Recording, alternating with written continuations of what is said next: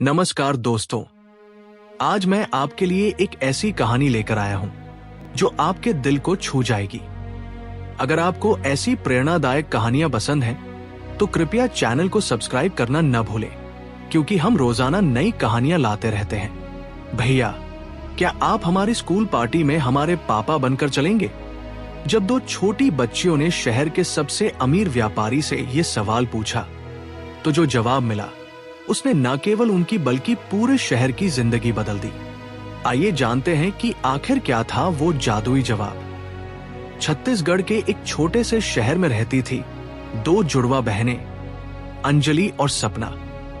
महज 10 साल की ये दोनों बहनें अपनी मां श्यामा देवी के साथ एक छोटे से मकान में रहती थी। पिता राजेश ने जब वे सिर्फ 5 साल की थी तभी उन्हें छोड़कर चले गए थे, सिर्फ इसलिए कि उनके घर में लड़का नहीं था। श्यामा देवी दूसरों के घरों में काम करके किसी तरह घर चलाती थी। दिन भर मेहनत के बाद रात में वो अपनी बेटियों की पढ़ाई में मदद करती।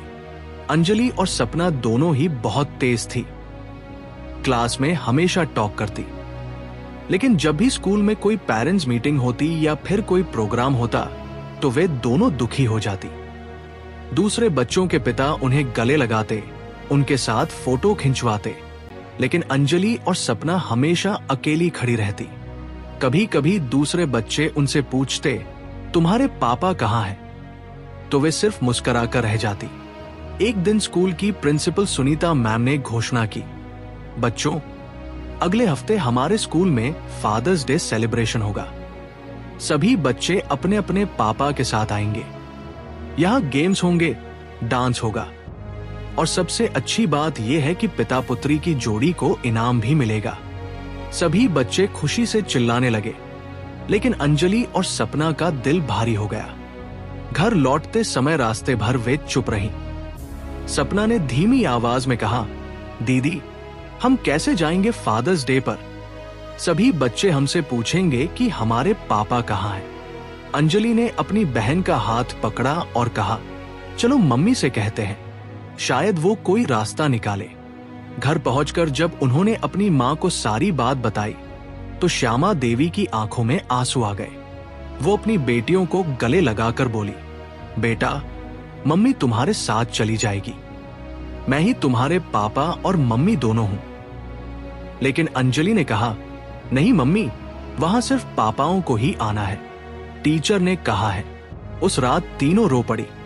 श्यामा देवी ने भगवान से प्रार्थना की, हे भगवान, मेरी बच्चियों को इतनी छोटी उम्र में ये दुख क्यों झेलना पड़ रहा है?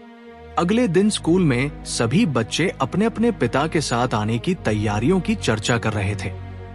राहुल बोला, मेरे पापा मुझे नई साइकिल दिलाने वाले हैं। प्रिया कह रही थी, मेरे पापा मेरे साथ डांस करेंगे। हम आपको बता दें कि हमारे चैनल पर रोजाना ऐसी ही दिल छूने वाली कहानियां आती रहती हैं। अगर आपने अभी तक सब्सक्राइब नहीं किया है तो कृपया सब्सक्राइब बटन दबाकर हमारा साथ दें। अंजलि और सपना चुपचाप बैठी सुन रही थी। तभी अंजलि के दिमाग में एक विचार आया। वो शहर के सबसे अमीर आदमी आरव अग्रवाल के बारे में सोचने लगी। आरव अग्रवाल महज 28 साल का था, लेकिन उसकी कंपनी करोड़ों का बिजनेस करती थी। वो हमेशा महंगी कारों में घूमता और उसके पास सब कुछ था। लेकिन एक बात सभी जानते थे, आरव बहुत अकेला था। उसके माँ बाप की एक एक्सीडेंट में मौत हो गई थी और वो अब अकेला रहता था। अंजलि ने सोचा, क्यों ना हम आरव भाई से कहें, शायद वो हमारी मदद कर दे। सपना ने संकोच से कहा, दीदी, वो इतने बड़े आदमी हैं, हमारी बात भी सुनेंगे क्या? कोशिश तो कर सकते हैं ना। अगर मना कर देंगे तो हम वैसे भी फादर्स डे नहीं जा पा रहे। अंजलि ने हिम्मत जुटाई। अगली सुबह दोनों बहनें स्कूल जाने के बजाय आरव की कंपनी के पास पहुंच गई। वहां की सिक्योरिटी गार्ड ने उन्हें रोकने की कोशिश की, लेकिन तभी आरव अपनी BMW कार से उतरा। वो काले रंग का सूट पहने हुए था और उसकी पर्सनालिटी बहुत इंप्रेसिव थी। जब उसकी नजर दो छोटी बच्चियों पर पड़ी जो उसे देखकर घबराई हुई खड़ी थी, तो वो रुक गया। क्या बात है, तुम लोग यहाँ क्यों आए हो? स्कूल नहीं जाना? आरव ने कोमल आवाज में पूछा। अंजलि ने हिम्मत जुटाकर कहा, भैया, हमें आपसे कुछ जरूरी बात करनी है। हाँ, बोलो। आरव ने अपना फोन रखकर उनकी तरफ पूरा ध्यान दिया।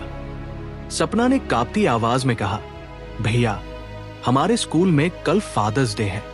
हमारे पापा नहीं हैं। क्या आप हमारे साथ चल सकते हैं? अंजलि ने जल्दी से जोड़ा, हम जानते हैं ये बहुत अजीब लग रहा होगा, लेकिन हमारे पास कोई और चारा नहीं है।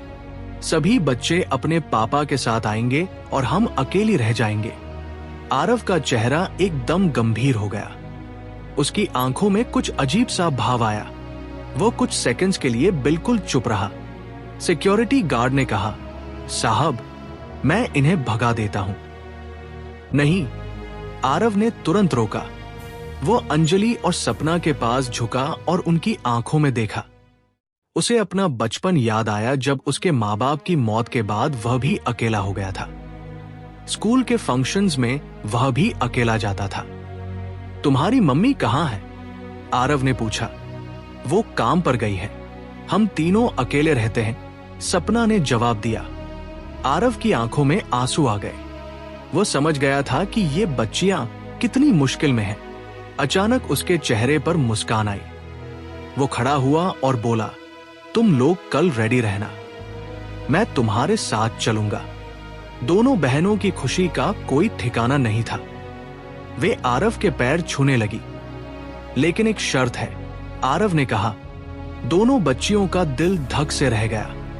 कल से मैं सिर्फ तुम्हारा पापा ही नहीं, बल्कि तुम्हारा सहारा भी बनूंगा। और हां, मुझे भैया मत कहना, पापा कहना। आरव का ये जवाब सुनकर दोनों बहनें रोने लगी। सच में? अंजलि ने हैरानी से पूछा। बिल्कुल सच। अब जाकर अपनी मम्मी से कह दो कि कल तुम्हारे पापा आ रहे हैं। अगले दिन आरव ने अपनी महंगी कार छोड़कर एक सिंपल कार ली। उसने सूट के बजाय सामान्य कपड़े पहने ताकि वह बाकी फादर्स की तरह लगे। जब वो अंजलि और सपना को लेने पहुंचा तो श्यामा देवी की आंखों में आंसू थे। वो आरव के पैर छूने लगी। नहीं आंटी, ये मत करिए। आज से ये मेरी बेटियां हैं और आप मेरी मां की तरह हैं। आरव ने झुककर उन्हें प्रणाम किया। स्कूल पहुंचकर जब सभी ने आरव को अंजलि और सपना के साथ देखा तो सभी हैरान रह गए। दोनों बच्चियां इतनी खुश लग रही थी जैसे उन्हें सारी दुनिया की खुशियां मिल गई हों। फादर डॉटर डांस में आरव ने दोनों के साथ बहुत प्यार से डांस किया। गेम्स में उसने पूरी मेहनत से भाग लिया। जब फोटो सेशन हुआ तो वह दोनों को गले लगाकर फोटो खिंचवा रहा था। सभी टीचर्स और बाकी पेरेंट्स आरव की तारीफ कर रहे थे। प्रिंसिपल ने भी कहा, आपकी बेटियां बहुत अच्छी हैं, आप बहुत भाग्यशाली हैं। आरव ने मुस्कुराकर जवाब दिया, जी हां, मैं सच में बहुत लकी हूं। इवनिंग में जब फंक्शन खत्म हुआ तो आरव अंजलि और सपना को घर छोड़ने गया। वहां उसने श्यामा देवी से बात की। आंटी, मैं चाहता हूं कि आप एक बात समझें। आज के बाद अंजलि और सपना मेरी जिम्मेदारी है। इनकी पढ़ाई, इनका भविष्य, सब कुछ मैं देखूंगा। आप बस इन्हें प्यार देती रहिए। श्यामा देवी रो रही थी। उसने कहा, बेटा, भगवान ने तुम्हारे रूप में मेरी प्रार्थना सुनी है। उस दिन के बाद आरव की पूरी जिंदगी बदल गई। वो हर रोज अंजलि और सपना से मिलता, उनकी पढ़ाई में हेल्प करता, उनके साथ खेलता। उसने उनके लिए एक अच्छे घर का इंतजाम किया और श्यामा देवी का इलाज भी करवाया। महीनों बाद जब स्कूल में एनुअल फंक्शन हुआ तो अंजलि ने स्टेज पर स्पीच दी। मैं अपने पापा को धन्यवाद देना चाहती हूँ। उन्होंने हमें सिखाया है कि रिश्ते खून से नहीं, प्यार से बनते हैं। सभी की आंखों में आंसू आ गए जब उन्होंने देखा कि आरव भी रो रहा है। आज अंजलि और सपना कॉलेज में पढ़ रही हैं। वे दोनों डॉक्टर्स बनना चाहती हैं ताकि दूसरों की मदद कर सके, बिल्कुल वैसे ही जैसे आरव ने उनकी मदद की थी। आरव कहता है, मैंने सोचा था कि मैं इन बच्चियों की जिंदगी बदल रहा हूं, लेकिन सच तो यह है कि इन्होंने मेरी जिंदगी बदल दी। इनसे मिलने से पहले मैं सिर्फ पैसा कमाता था, लेकिन अब मैं जीता हूं। दोस्तों, इस कहानी से हमें ये सीख मिलती है कि जिंदगी में सबसे बड़ा धन पैसा नहीं, बल्कि किसी के काम आना है। आरव के पास सब कुछ था, लेकिन खुशी नहीं थी। जब उसने निस्वार्थ भाव से 2 बच्चियों की मदद की, तो उसे असली खुशी मिली। कभी कभी भगवान हमारे जीवन में ऐसे लोगों को भेजता है जो हमारी परीक्षा लेते हैं। अगर हम उस परीक्षा में पास हो जाते हैं, तो हमें अनगिनत खुशियां मिलती हैं। अंजलि और सपना ने भी हिम्मत दिखाकर आरव से मदद मांगी। अगर वे डर जाती और कुछ ना करती, तो शायद आज उनकी जिंदगी अलग होती। इसलिए जब भी आप किसी मुश्किल में हो, तो हिम्मत ना हारे। भगवान कहीं ना कहीं से रास्ता निकालता है। और हाँ, अगर आप कभी किसी की मदद कर सके तो जरूर करें, क्योंकि मदद करने से जो खुशी मिलती है, वो दुनिया का कोई भी पैसा नहीं दे सकता। दोस्तों, उम्मीद है आपको ये कहानी पसंद आई होगी। अगर आई है तो कृपया लाइक करना न भूलें और कमेंट में बताएं कि आपको कैसी लगी। हमारे चैनल पर रोजाना ऐसी ही प्रेरणादायक कहानियां आती रहती हैं, इसलिए सब्सक्राइब करना न भूलें और बेल आइकन भी दबा दें, ताकि आपको नोटिफिकेशन मिलती रहे। अगली कहानी में मिलेंगे एक नए किरदार के साथ। तब तक के लिए अपना और अपने परिवार का ख्याल रखें। धन्यवाद।